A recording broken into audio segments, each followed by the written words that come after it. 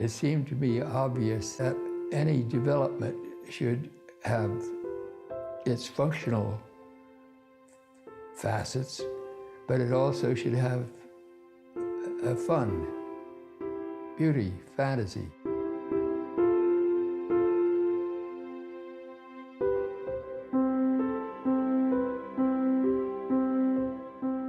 There's sculpture that's sophisticated for adults. There's sculpture that's playthings for children. And they're sculptures for different tastes, and yet they all belong, and they all have a place. They're all fixed in situ in the environment. Modern sculpture tended to be misunderstood. We felt that if we could take sculpture and make it useful and engaging, and especially make pieces of sculpture that had another role to play aside from being sculpture, we might succeed in making people love it more.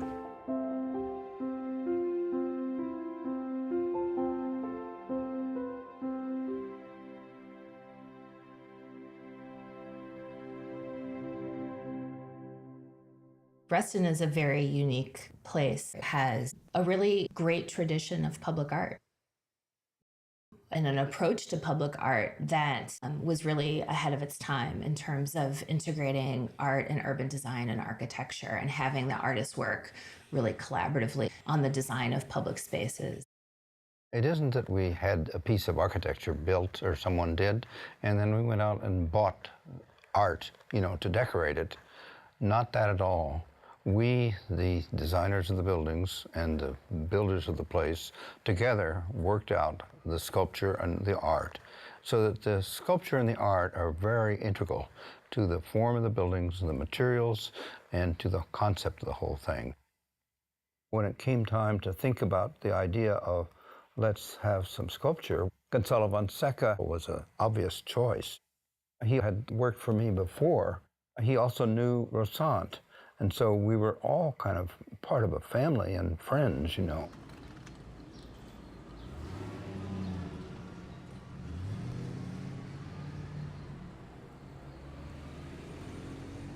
My father did this portrait of me during the time he was doing Reston. And so while he was doing these monumental projects, he found time to do this portrait. Father was born in Montevideo, Uruguay. He did attend 2 years of architectural school. Then he met Joaquin Torres Garcia, who was that great modernist, painter, thinker. He began experimenting with all kinds of sculpture, influenced by architecture, history of architecture, antiquity of all kinds, plus his modernist, constructivist training. I think Reston may or may not be the first instance, but it certainly is the most important instance of his kind of breaking into his own idiom.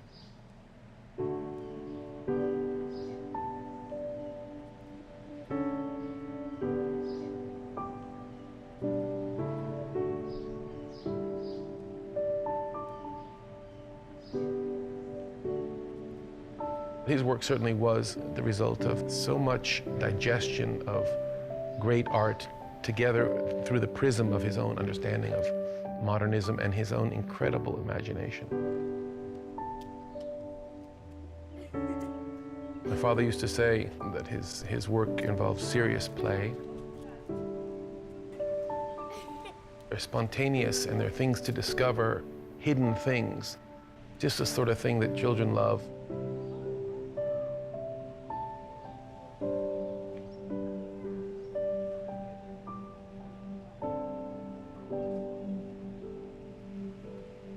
Father was almost oblivious to the art world and yet supported himself, and his goal was to make the minimal, to keep going. Just before he died, he said, a lot of people want fame and fortune, I want time. It's the kind of man he was, the kind of artist he was. Gonzalo Fonseca and my dad would go out to the beach, both in Italy and in Long Island, and they would do sand sculptures. And we had, little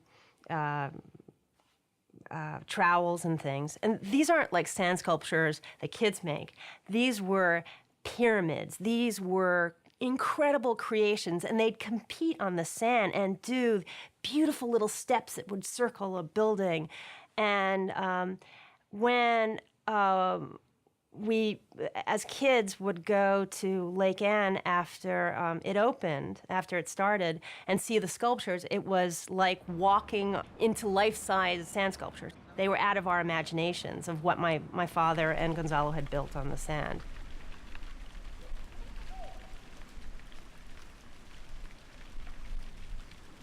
The fountain in the center of the plaza is designed as a play fountain in a way, so that kids of all ages really would not think of these things as sculpture primarily, but appeal to them more as something they played with and that made fun with water.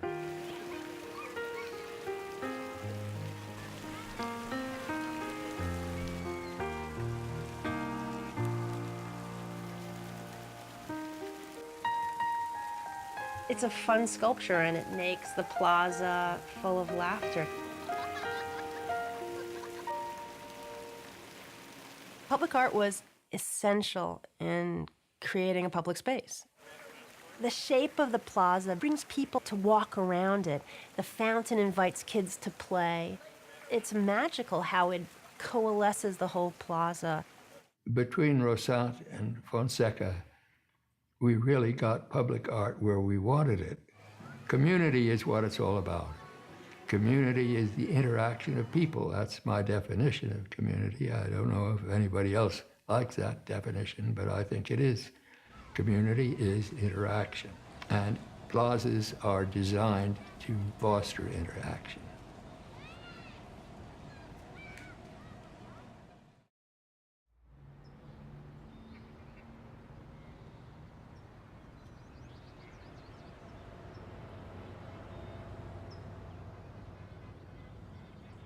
To create Reston Town Center, we knew we wanted something different. It's not very often you have the ability to put in the center of a city, in essence. We had to do something that was very special and that attracted people's attention right away. We knew within the first few months of our planning back in '81 that a fountain was essential.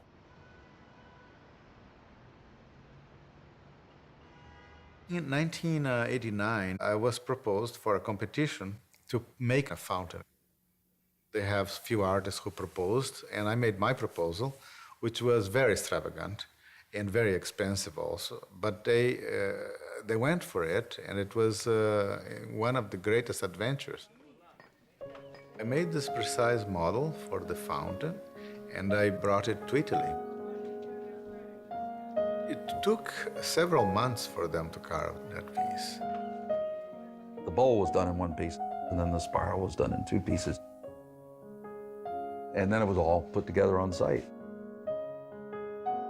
When I'm asked to intervene in a space and create something new for the space, what I want to bring to that space is what I would like to find myself in a space. It is a surprise. I would like people to come around the corner and say, what is this? Wow.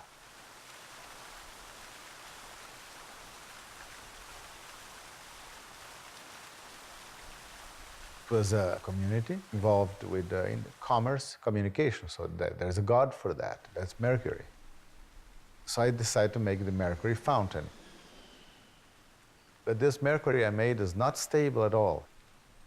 I hired this model. He was like this, and I had to put pieces of wood attached to his arms and to his body for him to be in the exact position I wanted, you know. The economic situation was not good. He was trying to find his balance. You know, Mercury was unsure.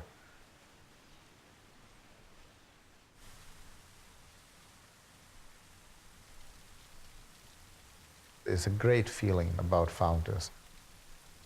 A fountain is a source of life, is water.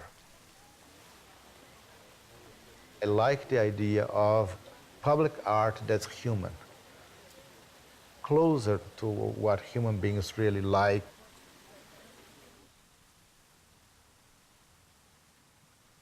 I think that was the key thing, doing that fountain. It gives you a sense of place and makes you feel good. Public art is a major aspect of placemaking. It lends distinction, identity, that sort of, I don't know why it's great, but it feels kind of different and cool to be here. So I think public art can offer all of that to a place. Any evening, probably 10 months out of the year, where you sit at Mercury Fountain, the fountain's there, you see people gathered around it, talking, kids playing, and they may be engaged with the piece of public art and they're aware of it, but everybody in that space is feeling it. And that, to me, is one of the most wonderful things that comes with public art, the spirit of community that comes alive in a place like that. I began to think about public art in Reston, and the founding principles talk about art and beauty in our public environment. But to make sure that that continued, I began to pull the community together to do this. Reston is very unique to have one singular advocate and visionary leading their public art program to continue on the tails of the successful work of Fonseca many years ago and to look differently at what would public art in Reston look like now in the 21st century. And I think they're off to a great start.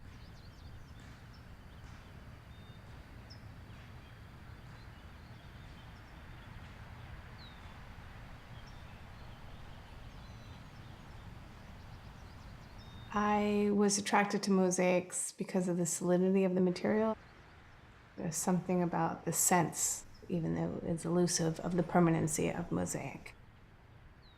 If I had my druthers, I'd spend my life mosaicing empty walls on highways and freeways and underpasses. So all of you are going to make little stars that I'm going to place throughout the big mosaic. Valerie Thaberge and her husband, they engaged the school, they engaged kids. The kids actually participated in designing the art along with Valerie. What more can you say about Reston than engaging our kids? That's a key component of what IPAR is doing with public art, is creating ways for people to have a meaningful connection to the art making process and to learn. We wanted energetic colors and colors that kind of represented colors on a flower, so we chose green, yellow, and orange. We're going to do like a green rectangle. Okay. Smaller ones, and fill the rest in with red. Okay. Well, the stars that the kids made were great, and it just shows you how unique and precious every child is, because each star was unique and precious. When the kids saw their work up on the wall, I mean, it was just the sense of ownership was very powerful, and the enthusiasm that they were part of this bigger project. It feels really good. I feel like I've been a real part of something.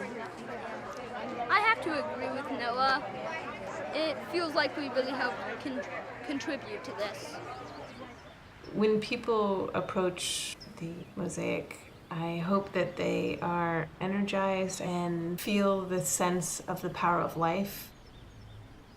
My hope for public art moving forward in Reston is that developers and members of the community continue to embrace beauty in public spaces and in our natural environments as we evolve over time to come.